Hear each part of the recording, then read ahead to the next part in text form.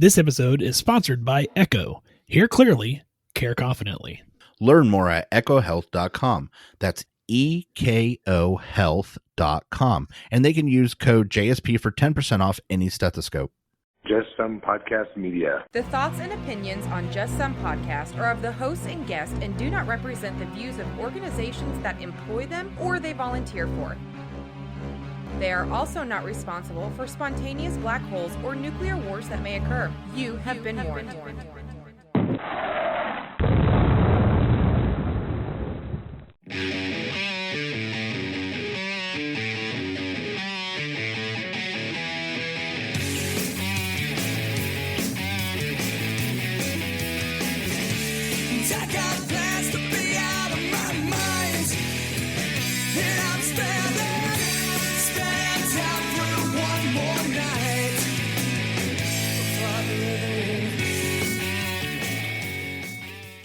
Welcome, everybody, to another fun-filled and exciting episode of Just Some Podcast. This is Tom. Hey, this is Ben. Tom, how are you, man? I am, I'm cold. It's cold here. Cold here as well. We got a -4 wind chill in the morning, apparently. So, yeah, good times. Not that cold, but cold and snow-covered. But other than that, pretty good. Good. How's the office? Busy? Lots of COVID, lots of... Well, as most people are seeing across the country, Omicron is just exploding. Yes, lots of COVID, but again, I like to try and tell people is I'm more of the post-COVID, or you've already been identified with COVID. We're not seeing a lot of actual in-office COVID patients. I mean, we do here and there. Most of our stuff, if you are positive for certain symptoms, we're seeing it by telehealth. So we are seeing our patients. We're just not bringing them in to the office setting. And then, of course, the patients that suffer some kind of serious side effect of having it and they usually get admitted or something, we do all the post follow-up. Yeah. So yeah, it has been extremely busy because when you add into it, diabetes and hypertension does not take a break because of a pandemic. So we have our usual workload plus the onset of people. So it has been very busy. Of course, again, to all our brothers and sisters out there working bedside, nothing like the hospital setting. 100%. Extremely busy nonetheless. Yeah, no, that's kind of how it is here too. We're seeing tons of it, lots of telehealth with it, and then seeing more positive flu cases as well. And of course, I mean, those are pretty easy to spot. Last year, we didn't have hardly any flu cases because everybody wore masks. We don't wear masks now or as much, at least in the general public. I mean, not healthcare workers. So yeah, we're seeing some more flu cases. And like you said, the general workload of diabetes, hypertension, hyperlipidemia, DOT physicals, everything else that we do is still there. We're just fitting other people into the cracks. And now we're adding in, I don't know, and I'm curious actually, because the state of Kansas has recommended that like high school athletes get seen by a provider prior to being released back to sports post-COVID. So we're kind of working that back into it. Is that something, off the top of your head, is that something that Ohio's doing as well?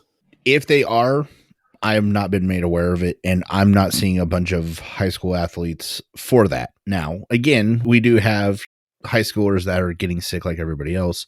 But no, I don't know of any specific regulations for the athletic side of the house. So that's pretty interesting because I would assume we wouldn't be far behind if other states start enacting that. Somebody's going to get the good idea fairy in the state house in Ohio and go, hey, well, if everyone else is doing it, we should do it too. So I'm sure that will happen. It sounds like something that will happen, but no, it has not yet. And it may not have been like at the state legislative level. I think it was more the high school athletic association that was recommending this. But anyway, the good idea fairy strikes wherever she wants, Ben. That's good point. It doesn't have to be just those people. Speaking of good idea fairies, Tom, so tonight's episode we are going to be talking about, and I don't know why that was a segue, but it was. It works. Just go with it. We're going to be talking with Carlee Hayes from Nutrisense.io about continuous glucose monitoring, and we've already recorded the interview, so we're going to play it here shortly. It was a great interview, Tom, and honestly, it kind of opened my eyes to a lot of things that I don't consider with CGM. Correct. We don't do a lot of people with product lines on this show, but she did a really good job of not so much talking about just her product. I mean, of course she did, but really kind of brought the whole continuous glucose monitoring and what it can do for people regardless to the forefront. And I really think she made a lot of good points. Oh, 100%. Yeah. Especially about how providers can use it for better resources for tracking and some of the things we do with our diabetic and our non-diabetic patients. Also, she said it, but it's something I think we've said before, or at least I know I have to my patients. I don't wait and make diet and lifestyle changes the last option. It's my first option. So she talks about that. And so if you're interested in stuff like that, you're really going to get a lot or enjoy this interview. Yeah, no, it was good and really opened my eyes, like I said, a lot too. I never thought of continuous glucose monitoring outside of my diabetic patients. So definitely some avenues that I'm going to research more and try to do some more exploration on. Also, Tom, I don't know if you know this or not, but we're kind of a big deal. What? Yeah. Okay. I'm sure somebody thinks that's a sarcastic what, but apparently Ben knows something I don't. So I'm as interested as everybody else, Ben. So I just randomly kind of, peruse the interwebs, Tom, and I come across some interesting stuff about our podcast that I thought I would share with you and with our listeners. So I went over to listennotes.com and they kind of rank podcasts over there. And our listen score on their website is 35 out of 100. So it's, the higher the more popular, and it's calculated from first and third party data that's updated monthly. So, we're, not quite 50%, but that's still not a bad number, I don't think, because there's a lot of podcasts out there. The other thing that I found interesting, Tom, our global rank, according to their website, this podcast is one of the top 3% most popular shows out of 2.7 million podcasts globally, ranked by the listen score, which is what that 35 was. So, top 3% popular podcast in the world, Tom. I'm not going to lie, Ben. When you said we scored a 35 out of 100, I was like, this is not the type of information I think we would want to share with people openly or on purpose. So, Ben, I guess I'm just wondering if 35 out of 100 makes us top 3%. Is there like a negative score? Can people vote against, dislike? Let's not give them that idea. Because I'm just going to hold on to, and matter of fact, there's actually a little thing that we can claim this on and post this on our website, the image. So, we may have to just embed this code into our website so that people can see that. And I think we can do that to see our rank. Top 3%. I'm always happy about something cool that says you're in the top whatever percent. And as long as it's good. I don't want to be like, oh, I'm in the top 100% of 100%. Like that. But top 3% does sound really cool. I think you should. Secondly, Tom, again, perusing the interwebs, I come across a website called nps4nps.com, Tom. And Claire Ellerbrock wrote a blog back in September, 5 quality podcasts every NP should listen to. Do you want to know what show was on that, Tom? Was it Chopped? I'll give you a hint. Okay. You're currently on it now. 5 quality podcasts every nurse practitioner should listen to, or every NP should listen to, and we are one of the 5 that she lists, just some podcasts for advanced practitioners. So, that's awesome. Shout out to her for that. We appreciate that. Hell, maybe we should ask her if she wants to come on the show. Well, so just full disclosure, we have no clue who that person is. We've never talked to him. It's not like we paid for somebody to write something cool about us or something like that. So that is a huge, I think that's a win. When someone says, hey, these are the top 5 shows and we're one of them, that is a huge victory to me. But no, cool. I really like that website. Thank you for the information. And, if we can link it to the show or claim something, I absolutely want to. But for somebody, like I said, another NP to say, when I listen to people talk, this is one of the shows I listen to, or I think everybody should listen to me, that's really cool. I really like that. I agree. And now, Tom, with all that out of the way, let's do a quick story that you may have missed. Okay. So last episode, Tom, you remember we talked about the pig heart gentleman? Yes. Well, Tom, there's a new story that came out about this.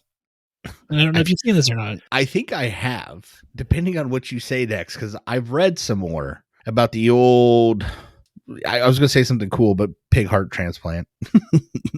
So, Tom, a story came out that the man who had the pig heart transplant was guilty of a 1988 stabbing.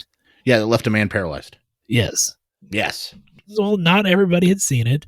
Leslie Downey, whose brother died in 2007, said she thought that Mr. Bennett, who was the recipient, was unworthy of the surgery. The transplant team has come out to say that the person's criminal past could never be grounds for refusing treatment. Quote, It is a solemn obligation of any hospital or healthcare organization to provide life-saving care to every patient who comes through the doors based on medical needs. They also go on to say, quote, any other standard of care would set a dangerous precedent and would violate the ethical and moral values that underpin the obligation physicians and caregivers have to all patients in their care. So just a little backstory on kind of what happened. Mr. Schumacher was out at a bar. The attack took place in 1988 in April. Mr. Bennett, who's the recipient, his wife was sat on the lap of Mr. Shoemaker, and in an apparent jealous rage, he stabbed him in the back repeatedly. He was found guilty of battery, carrying a concealed weapon, and sentenced to 10 years in prison. Tom said earlier he was paralyzed, confined to a wheelchair as a result of the attack before he had a stroke in 2005 and died 2 years later. So I just kind of want to add that to our story from last time. Tom, what thoughts? Well, yeah, a lot. First of all, this happened because I didn't see that part. I read about the charges. I did not see any of the other information you talked about. So he stabbed a dude because his wife sat on that dude's lap? Yes, according to the article that I read. Now, I mean, obviously, I have not read court documents, but apparently it was enough that he was found guilty. Okay, did he stab her too? Not that it says. If you're going to stab one for the sitting, really, there should have been 2 stabbings. Apparently there's only one. Well, so now, having said that and making some slight fun of it, and again, I feel terrible for the victims. Sometimes you have to try to make some light of a bad situation. The long and short of it comes down to this. When someone says something like they don't deserve that medical treatment, I agree with the doctor and his entire statement. I don't think any healthcare professional that I am aware of. On a personal side, we may loathe that the person we're treating, but as professionals, we do not allow that personal judgment to affect our professional judgment. And I do think that that would be a terrible and dangerous precedent to set for that. On a further note, the recipient was found guilty and he served his sentence. And whether you like him or not, he paid his debt to society. So whether you want to hold, let's say there was a time or place in a future where we held stuff like that against people, which again, I would guard against. But let's say we did.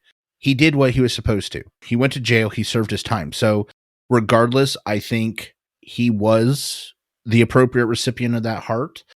And I hope we learn a lot from his case and that we are able to save many, many, many people's lives in the future. Yeah, and I have background in working in the prison system as a healthcare provider and in the jail system. And when that person comes to me for healthcare, whether they're in prison or jail or wherever that I've dealt with them, they're there as a patient. They're not there as an offender or an inmate or anything like that. I'm caring for them based on their symptoms, not based on anything that they may or may not have done. Because like you said, that becomes a moral and ethical, very slippery slope that no one wants to tread down. Correct. I think it's just best that we do not allow personal judgments to involve ourselves with professional judgment. And but I do understand where the sister's coming from as well. Oh, yeah. No. Some dude stabbed my sister. Yeah, I completely understand. However, I'm just saying I understand what the doctor says. And in this case, again, personal feelings notwithstanding, I think it's awesome that the surgery was completed. I hope it's successful. And like I said, most importantly, besides saving his life, I hope that the information that we learn from his transplant is then applied to future transplants and saves lots of lives. Yeah, I would agree with you. Tom, let's talk about our sponsor real quick. And then on the other side of the sponsor, we will jump to the interview with Carlee. So Tom, echohealth.com, the core Littman digital stethoscope that they have is just wonderful. The amplification, the noise canceling, it's really a game-changing piece of equipment. And Ben, we say a lot of this stuff every week, but again, I just want to point out to people that, first of all, the hardware starts off with really great components. Whether you get the complete stethoscope or you get just the core digital and add it to your existing one, you're going to get a quality product. So that's a good thing. But 2, for people that use these every day, I cannot stress this enough of how much it has changed my ability to hear those things that I'm listening for, which I know that sounds stupidly obvious. But when you go from listening to a non-powered stethoscope to one of these Echo Health stethoscopes, it is completely different. It is night and day. And again, I am not just happy that they're our sponsors, I'm proud of like the product that they make. So I would really honestly recommend it. If you do want to find out more, you can find out at ecohealth.com. That's ekohealth.com. Use code JSP. It lets them know that we sent you, and it also gives you $50 off your order. Well, Tom, we have Carlee Hayes with us tonight, and we're going to talk about some continuous glucose monitoring, which is going to been, I think, a relatively new technology, but going to kind of get to delve some more into that. So, Carlee, do you want to say hi? Hi, thanks for having me. I'm excited to talk to you guys tonight. And can you kind of fill us in a little bit on who you are? Yeah, definitely. So as you mentioned, my name's Carlee Hayes. I'm a registered dietitian, and I work at this really cool company called NutriSense. And just like you said, we're using continuous glucose monitors, or CGMs, to help people build just kind of optimized, personalized nutrition and lifestyle plans. So I am a dietitian manager there. I oversee a team of dietitians, and I also work with people. So we work with a lot of different types of individuals that really just want to achieve their health potential, whatever that looks like for them. I know it's different for every single person. So we kind of look at that really cool data and then help them make sense of it and help them make specific changes that can help them optimize what they're seeing. So I am a dietitian by trade, and I started my career in a very traditional, just outpatient setting. I was doing counseling and talking to usually people that came from their doctor that had a diagnosis of diabetes or prediabetes, or maybe they were just trying to lose some weight. Doctor would send them to me. And so we'd work together and really make some big changes. But I started to question why I was the last referral, right? As this nutrition and lifestyle expert, why am I the last one? Why are we waiting for that diagnosis before we try those alternative plans, or just kind of the basic of the plan? So I started looking into other therapies, other types of treatments. And that's when I came across CGMs and found some really cool companies that are using this technology to kind of work towards that prevention and not be so reactionary, but kind of coming at it from the preventative approach. And I haven't looked back. So you brought up a really great point, and I feel like Ben probably does this. I know that I do this as well. My practice, we actually try and encourage diet and lifestyle changes first. And I think that's relatively normal for nurse practitioners. Nothing against medical doctors. I just think they're trained different.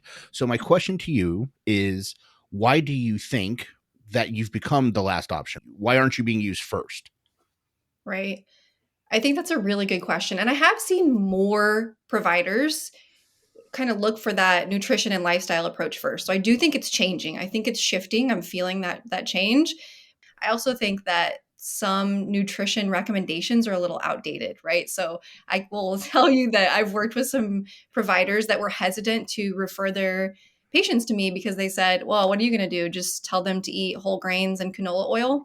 No, that's not what we're doing. But I think some of those recommendations are a little outdated, and maybe that causes some hesitancy for that.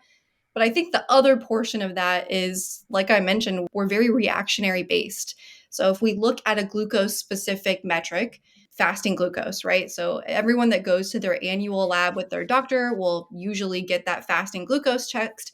And as everyone knows, that's just that one time finger prick lab value. You're testing your blood for a one-time measurement of your glucose in that fasted state. And traditional metrics will tell you that if you're below 100, you're normal, right? Go on your day. We don't need to do anything about that. But when you really dive into the research, you see that once your glucose gets higher, optimal glucose values are kind of within that 70 to 90 milligram per deciliter range at fasting glucose. When you get above that 90 range, your risk for diabetes, your risk for cardiovascular disease, it starts to increase. And what I think is happening is we're kind of missing that window where we have the biggest impact. We can make a big change and see our changes show up by preventing disease or even delaying, the onset of those chronic lifestyle related diseases, but we're just waiting for that diagnosis. And so what we're hoping to do with NutriSense and what we've been pretty successful with is just kind of identifying those little yellow flags, right?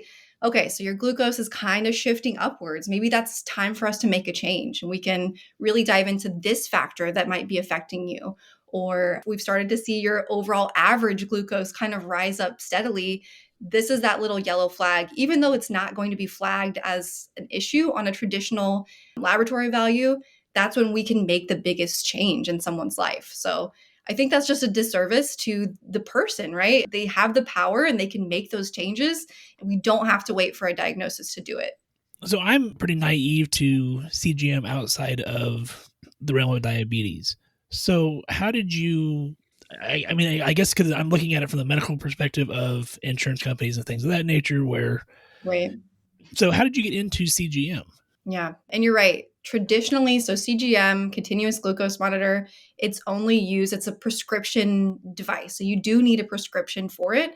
Just so your listeners are aware, it's kind of this small little, I always call it an easy button. It's just this round circular device. You insert it in the back of your arm, and then it inserts just a small little microfilaments under the skin into your interstitial fluid, which is that fluid around your tissues.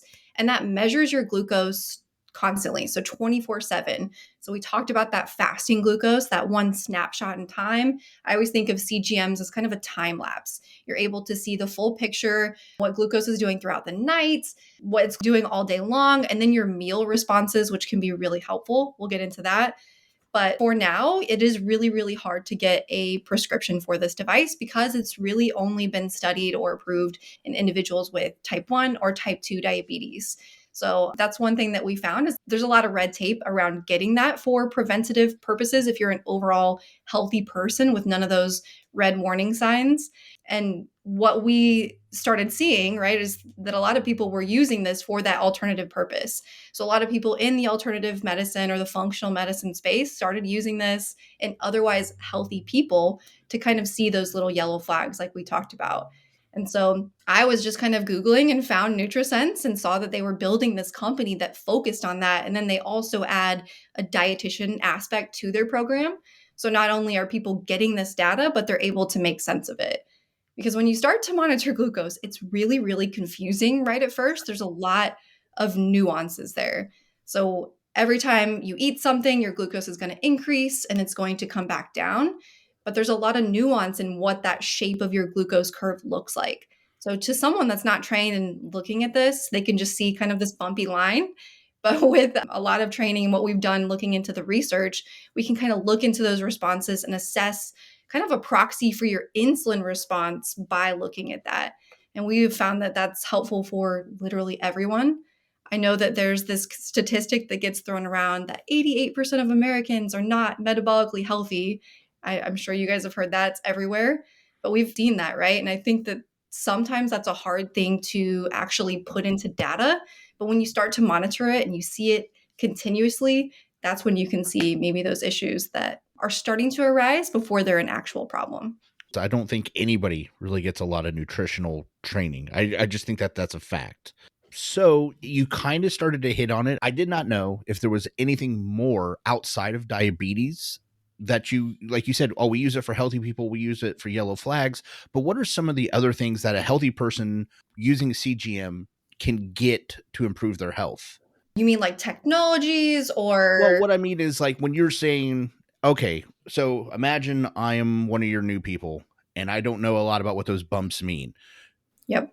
Is that the primary focus, like, hey, trying to explain to them and how their body is responding? Or is there a way like, hey, when this bump goes here and this bump goes down here, is that how you use it to explain? What I'm saying is outside of diabetes, what more can a person get out of knowing this information? Like, why is it important to the person? Yeah, that's a really, really good point. The big thing, that's what we've kind of touched on, is knowing this information and knowing your risks and knowing how your body is responding. You can kind of know your risks for those lifestyle related diseases. So we know that 80% of not just diabetes, but also cardiovascular disease, stroke, hypertension, all of those can be prevented, right? 80% of those can be prevented or at least delayed. So I think that's a big bucket of kind of the benefit of monitoring is you can see where your risk factors are and not just in fasting glucose. So we talked about how if your baseline glucose starts to rise up just a little bit, which is something we can monitor, then we can see kind of our risk there. But also, I think one of the cool things about CGMs is you can see your individual response to foods. And so one thing I always tell people is that there's no one size fits all diet. We all respond completely differently to foods, right? So Ben, you could eat a banana and have a completely normal glucose response. I could eat it and shoot really, really high. That might not be a good food for me. And so I think a lot of times in the nutrition space, there's these general rules, right? Oh, a sweet potato is better than a white potato. Brown rice is better than white rice, right? We've all heard those kind of arbitrary nutrition rules. But what I found from monitoring thousands of people's data is that it really depends on a lot more than that. And I think one of the big factors is your microbiome composition. So all the gut bacteria that you have inside of your body can be different from person to person. So you might have bacteria that helps you digest that banana and have a really healthy glucose response. I might not have that bacteria. And that's something that we cannot see unless we're monitoring it. And then of course there's tons of other factors like your genetics or, how you do with different foods in general, like when are you eating, your environmental factors, right? So all of those things are really missed when we're telling someone this is the right diet. So unless you're tracking your foods and seeing how your body responds, there's really no way to know what foods at what times of day work best for you. And that's where we can really come in and just see that data. I'm sure one of the things that you guys see in your own practice is that behavior change is really hard, right? Yes. No. What? No. Getting people to do things that they don't want to do? Yeah. It just happens for me. I don't know about you two, but Yeah. it just rolls off my tongue and they just do it. That's what happens. It's easy peasy, right? Yeah. Yeah. So I think that was one of the most frustrating things when I was just in outpatient counseling is that what are people monitoring to see their progress on any lifestyle change? Their weight, right?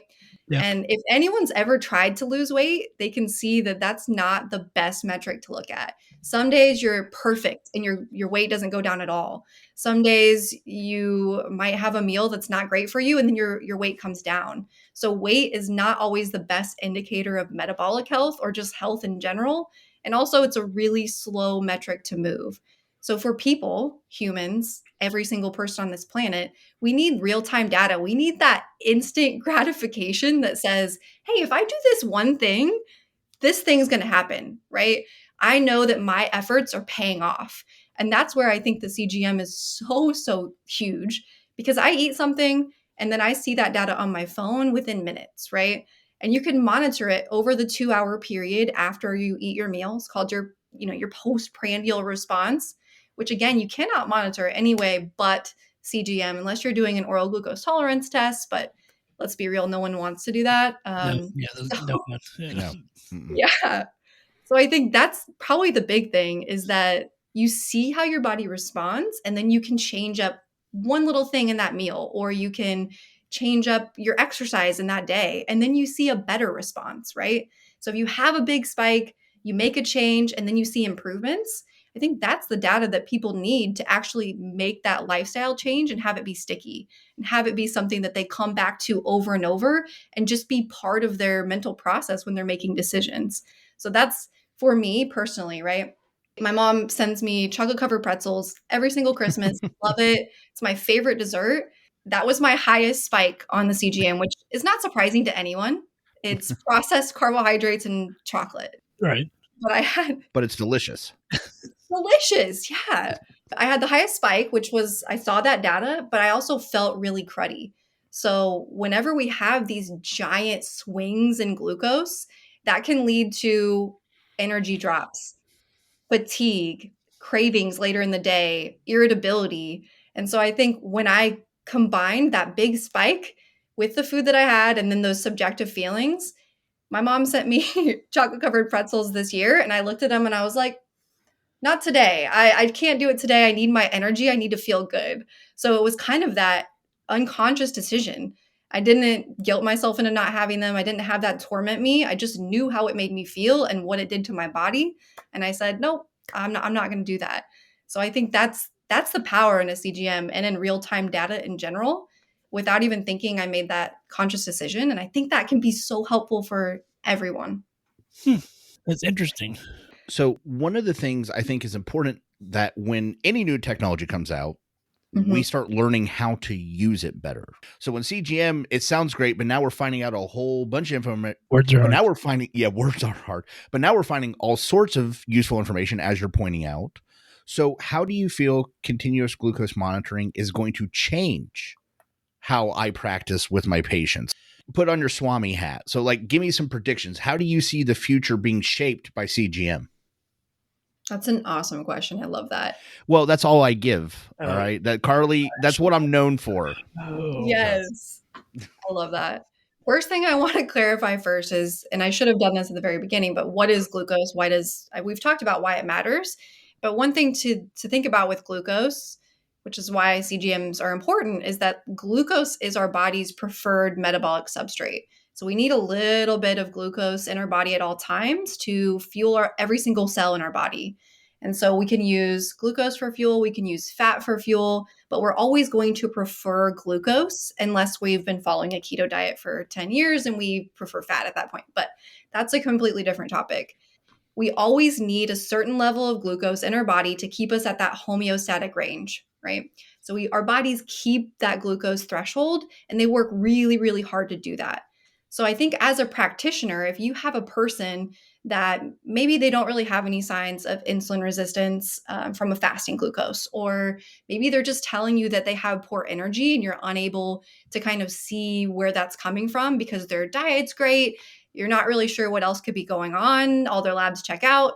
I think glucose and monitoring it with the CGM is the lowest hanging fruit that can give you the most information. So you're getting 2 weeks of data, every single CGM you put on, for relatively no work on the client, right? So I think whenever a intervention works, it has to be, first of all, simple. It can't be painful. If you tell someone to prick their finger, we all know that that doesn't go well. People are going to skip those finger pricks because they hurt.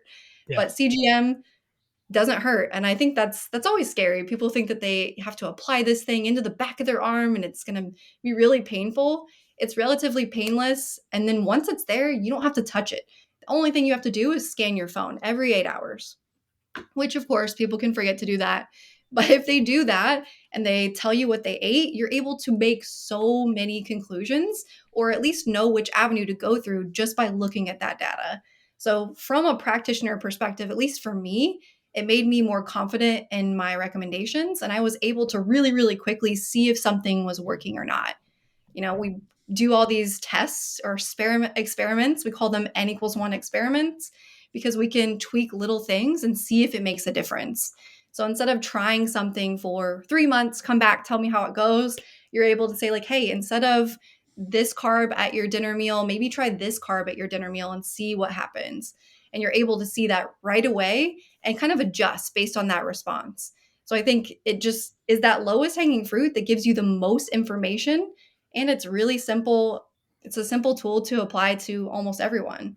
And in the future, I think where this is going to go, I think we're going to be able to use this to, first of all, provide those insights. So not only to you as a practitioner to see what their body's doing to food, exercise, stress, sleep, because glucose is affected by more than just food. We always think, okay, glucose, that's just what you eat, but it's also affected by poor sleep, a lot of stress, or just inactivity, really, really intense workouts. So we can kind of see how all those lifestyle factors are affecting their metabolic state. And so by doing that, you're able to bring attention to the ones that maybe need a little bit of work, and you can kind of gear your interventions towards what's most important for that person's individual health. So building their lifestyle plan, building their nutrition plan, all that just from 2 weeks of data. And then, like I said, you can kind of tweak it and do whatever sticks out to you that might be the most important. I think it's going to become more available. I really hope at some point it doesn't require a prescription, that we can just kind of get this over the counter, or that the prescription is available for individuals without diabetes, kind of in a more covered state by insurance. I know that's always the worry. Is it going to be covered by insurance? And right now, sometimes it's not. So I think if we can use this for prevention and it's helping save costs down the road, then the benefit's going to outweigh that. And maybe we'll get it covered a little bit more. I just want to say I have had a CGM applied to me as a demonstration before. So it is painless. Everything she said about you don't even know it's there is 100% correct. If anybody is ever like, oh, I don't want to, the plastic piece that they apply it with is the only part you actually feel. At least that's for me in my experience. So if that's a concern to anybody listening, you won't even know it's there until you accidentally catch it on your shirt. Then you kind of know it's there. But other than that, you're good.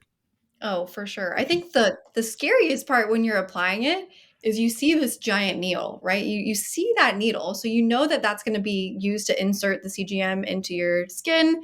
But what's important to know is that doesn't stay in your skin. It's just this little tiny hair-like microfilament, and the sound is really the scariest part. So when you insert it, it makes this clicking sound, which is scarier and more painful than the needle itself.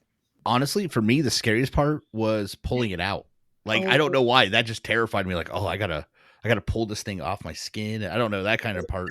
But then I did, and I was like, oh, it was like Band-Aid, legit. Like, I was like, oh, it that's is. all it was. So Yeah, so it's got that adhesive, and I think that is scary, especially if you have hair on the back of your arms. I always tell people to shave it because it is like pulling a Band-Aid yeah, off of that area, and that's a very sensitive area. So, whatever it touches, it's gonna pull. Yeah. So yeah, just be prepared. Yeah. yeah, you can do some, coconut oil, baby oil on it, and or do it in the shower. That's what I always say, just to make that a little bit less painful. But you're right, that probably is the most painful part. I just had this whole cutscene of somebody trying to pull it off and then slipping in the tub. I'm like, yeah, real painless, Carlee. The poor guy's got a Why head you do wound this to now. Yeah, me? no, yeah. Carlee said it wasn't a big deal. Yeah, So that's hilarious.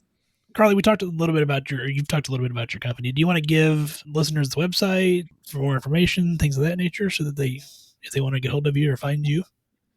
Yes, definitely. So, if you're interested in learning more about glucose, about metabolic health, one thing you can do is follow us on social. We're trying to post insights from individuals that are wearing CGMs or experiments that they do, or just tips to keep your glucose in a really stable state. So, if you want to learn more, follow us at NutriSense.io. You can also go to NutriSense.io to learn more about our programs, our dietitian team, and just kind of all the information we're putting out in the space. So, And we'll make sure that we put that in the show notes for everybody as well, so they can just kind of click on that if they need to. Now, my last question that I have for you, because we're a provider-based podcast, and that's kind of what we try to talk to, or we do have some non-providers that listen, but do you have any type of like provider-based training or things like that, where providers could get more information about CGM or about some of the positive benefits of things, some of the things that you're speaking about? yeah, so we do work with a lot of providers right now on our website. We have like a healthcare discount. So I think it's $50 off your first month of any plan. So that's what I would recommend, actually. I think the best way to learn is to do it yourself. So I know you've tried it. There's a lot of people that have tried it, but I would say that probably the best way to do it is to use our program. We have a lot of really cool insights in our app that give you like a scoring system, right? So you not only log your glucose and you can see that in real time, but you can log your meals, you can log your exercise, you can log all those different factors like we talked about. And then you kind of get a score, and it explains that score and tells you what you can improve. And then what's cool and what I do is that I'm your personal dietitian in your pocket. So I can, take your goals into account and then help you reach those goals by interpreting that. So for providers, if your goal is just to learn more about it, so to see if it would be right for your patients, then that's definitely a goal that you can put down and that your dietitian can kind of walk you through and just talk about the science, talk about the analytics, talk about how to do N=1 tests, so that if you do want to do that with your patients, then you have that one-on-one experience and you can pull from that information. We have a ton of stuff on our blog too, which is really cool. But I would say every we have so many healthcare people that are signing up for our program now. So do you guys though offer any like continual medical education, or do you guys have a conference, or is any of that possibly in the works for the future for medical providers? Yeah, that's a really good point. We are attending a lot of conferences this year, so I think that will be in the pipeline. We don't have any formal medical training, for medical practitioners at this point, but definitely an area that we will explore for sure. Well, Carly, anything else you want to say before we jump into 5 questions? I would just say thank you so much for having me. I really appreciate talking to you guys tonight, and I hope that everyone that listens and is interested in using this awesome technology for their patients or whatever checks out NutriSense. Tom, you got anything? Have you prepared your last will and testament before we get to the 5 questions? Since you said you've listened, you should be aware of what's about to happen. I just want to make sure for the listening audience, they know that you know. what's about to happen. I do know what's about to happen. Watch you guys flip the script on me and tell me like different questions. But I want to tell you, I didn't prepare for them at all. I was like, I'm going to go in. Good. I know what they are, but I'm not going to have rehearsed answers because I want to be surprised. But it would be unsporting and unfun if we changed them. Like I want you to think you know what's about to happen. That's the fun for me and Ben is when you're like, I know what I'm going to say. Okay, so I'm Ben. Well, how many people have you asked these questions to? That's my question. God. Oh, it's been a couple dozen. Oh no, it's been more than that.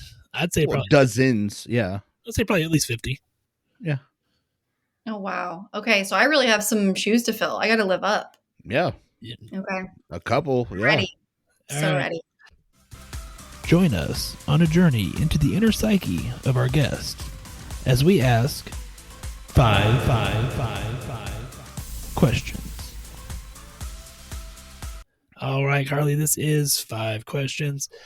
And like we kind of talked about pre-show, I ask the questions and Tom gets to make fun of your answers. So, question 1, Carlee. What's your favorite medical word? I kind of have 2.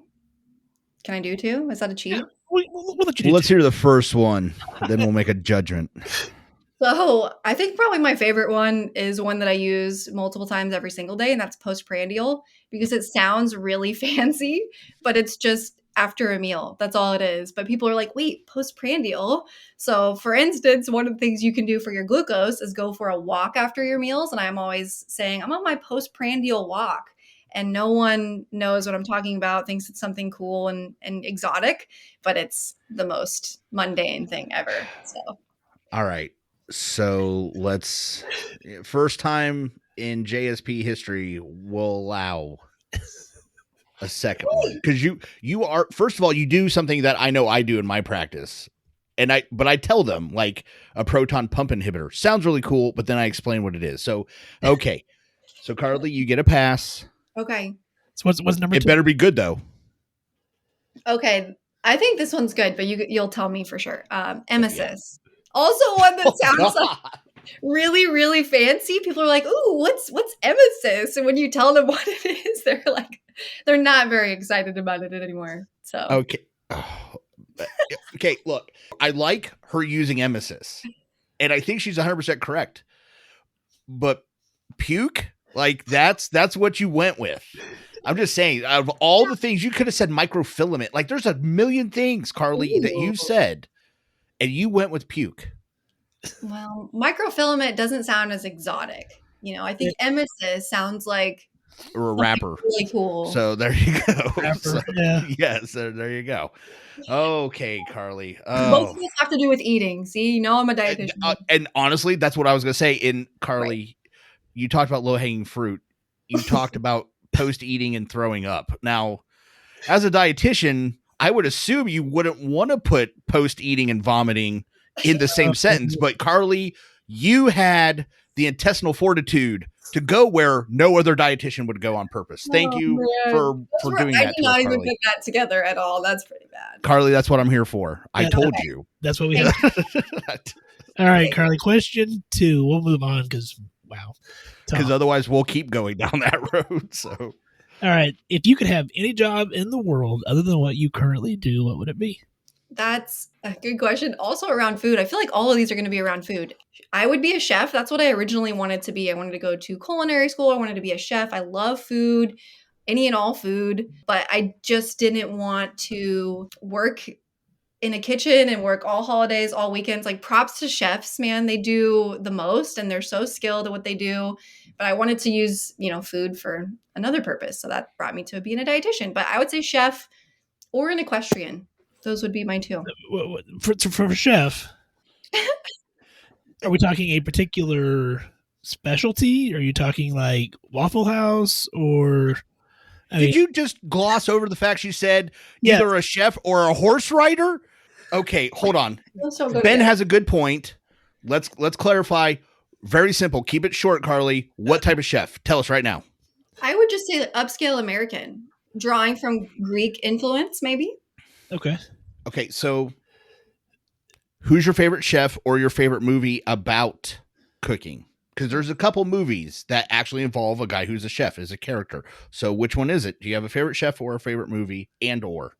I have a lot of favorite chefs. I love Ina Garten, Barefoot Contessa. She's probably my number one. And I also love Jeffrey Zakarian and Alex Guarnaschelli. So if you're Chopped fans, do you watch Chopped? Yeah. Oh. I love Chopped. Iron Chefs. I mean, that's legit. Okay. Yeah. See. Go ahead, Tom. I know you want to pick apart the horse rider. Go ahead. I really honestly at this point feel Horse Rider picks itself apart. Okay. So Carlee, are you talking like Olympian or like the guy who drives a handsome cab downtown? Like what type of equestrian are we talking here? I'm going to go with Olympian just because that sounds cooler. I don't have a competitive bone in my body though, so I don't think that would make it hard to be a world-class competitor without said competition. Yeah. Maybe I'll be the first equestrian chef. Oh, there you go. One last follow-up on that. Do you have a favorite type of horse? Dapple Bay. I do not know enough about horses to know if that's a real thing, so we'll grant it. There you go. Well, did you mean Rain? Was that a... No, I'm like, I know about like, what are they called? Lepenzoners, and there's like Appaloosas. And then you said something. I was like, I don't know what that is. So, yep, you got it. You win. I'll say, there you go. So Carlee gets a pass because I don't know enough about equestrian to make fun of her, really, to be fair. That was the whole purpose. You know? Oh, good job. Smart. Ooh, crafty adversary. I like this. Yeah. Question 3, Carlee. Think back to your first car. Was it a stylish ride or a rolling turd? I would say it was a very stylish ride. I don't know if you guys remember Honda Passports, but they only made them for a very, very short amount of time. So it was a Honda SUV. It was like the first Honda SUV. It looked exactly like the Izuku Rodeos, but it was awesome. I grew up in Iowa, so there was tons of snow and ice everywhere all the time, all winter long, which felt like the whole year. And it had this little winter button that I remember sliding, being 16 and sliding around in my little SUV in the snow and the ice. And it was the best car. And Tom, the thing about Hondas though, I mean, those damn things are running 500,000 miles. I was going to say, Carlee, normally, well, first of all, most people go with rolling turd. So A, I applaud you for your going with stylish ride, and B, Ben, she's right. Honda Passport was an awesome vehicle, very safe, gets around quick. I mean, and it's a Honda, so I mean they're built. Yeah, you know what? Yeah, that's a good answer. I'm going. Yeah, I like it. I'm like passing this quiz. I know, I'm impressed. Don't worry, we're gonna tank you here pretty soon. But you got those, so that's good. I will say it did have like 225,000 miles on it when I got it. So, but it was when she got it. Yeah. Wow. See, maybe this is a Honda commercial. We just don't know it. Future sponsors. So hey, sponsor, but no, Honda does make a good car. You are correct, Miss Carlee. Question 4: if your house is on fire, everyone, including your pets, are safe. Other than pictures, what's the one thing you want to get out of your house? So this is a really hard one for me. Wait, what? No, go on. I'm just saying I already have a prediction. But okay. And I'll be honest. So you say your answer, Carlee, because I can't say it without you seeing or hearing it. So okay. Well, it's gonna get a little heavy for just a second, but this actually did happen to me. I had a house fire in 2017 and literally I just moved to Washington State. That's where I live right now. I'd been here 6 months. Maybe a little. Yeah, 6 months, 7 months. And my whole entire apartment building caught on fire. Everything burned down. I lost literally everything I owned. But when I went back into the building, the thing that was still there, my great grandmother, who was a dietitian, had this box of her recipes, and the whole box was burned. But when you opened it, all the recipes were safe. So I think I would probably steal that again because that meant the most to me. Like that survived. Oh my gosh. Like it was the coolest thing ever. I will say that waiting in line to get like a new license, everything was the worst thing ever. Yeah. So if I could grab 2 things, I'd grab my purse, but I think I'd go sentimental and grab the recipes. Tom. Okay. I'm going to bet you did not guess that. You are 100% correct on Nana's recipe box. Did not see that coming. So my first guess was going to be, and I had 2, It was either cooking knives, because everything else she's talked about so far has been Chef, food, yeah. or a Lucky Horse's shoe. I wasn't sure which way we were going to go with. She was like, "Oh, my favorite horse Betsy threw this one time." I didn't know. But I was like, okay, it's going to be something like that. And then she said that. Also, this is another first for JSP. We've never asked that question to someone that literally had their house burned down. I think we had one other person, but what? Because I don't remember. It means that I need to do a trigger warning on that. No trigger. There's been enough time that there's like no trigger at all. I've kind of let it go. But definitely you realize really quickly that nothing else matters. I had so many. I would say my camping stuff. I lost my kayak. All those things that whatever. It was a bummer at the time, but I replaced them all. It's 5 years later. We're good. But it's the sentimental stuff that you can't get back. Sentimental. Okay. This is my last chance to make fun of her, though, because it's hard to make fun of that. Okay. I mean, she survived. Right. Okay. Yeah. But no, I'm looking forward to this question because as a dietitian, I want to see what her answer is going to be. So no, hold on. I want to ask, out of all the recipes, what's your favorite one that you saved? Ooh, look at that. Because this is the one I'm going to make fun of her on. This is my silver lining, because she's going to say something like kale grass smoothie or something, and I'm going to just demolish her. So bring it on. Okay. What is it, Carlee? I would love to see you make fun of this, but twice baked potatoes. Absolutely, I can make fun of this. Wait, what? Absolutely. You know why? Because you shouldn't be telling people to eat those. They're bad for them. So, joke's on you, Carlee. Hey, it's all about your glycemic response. You got to test for yourself, man. There you see. Such a crafty answer. And everyone, no, boo. That's a thumbs down from the judges, Carlee. We all know better, okay? You can't put sour cream, cheese, and bacon on something and go, it's kind of healthy. Doesn't work, okay? Doesn't work, Carlee. Protein first, and you eat it earlier in the day when your insulin sensitivity is better. Eat it the last thing in the meal. You can do it. Oh, so I can have a Snickers bar as long as it's in the breakfast. Okay, cool. So let's go with this. Let's go with this last question, Ben. All right, question 5, Carlee. This is what I'm looking forward to. You have $9.18 in your pocket. You're at a convenience store or gas station. What all do you buy? That's a good number. That was a good number that you picked, because it's like just low enough where you're like, shoot, I don't have a lot of money, but just high enough where you can kind of you can buy some stuff. That's what we're known for, is our awesomeness. So stop stalling, Carlee.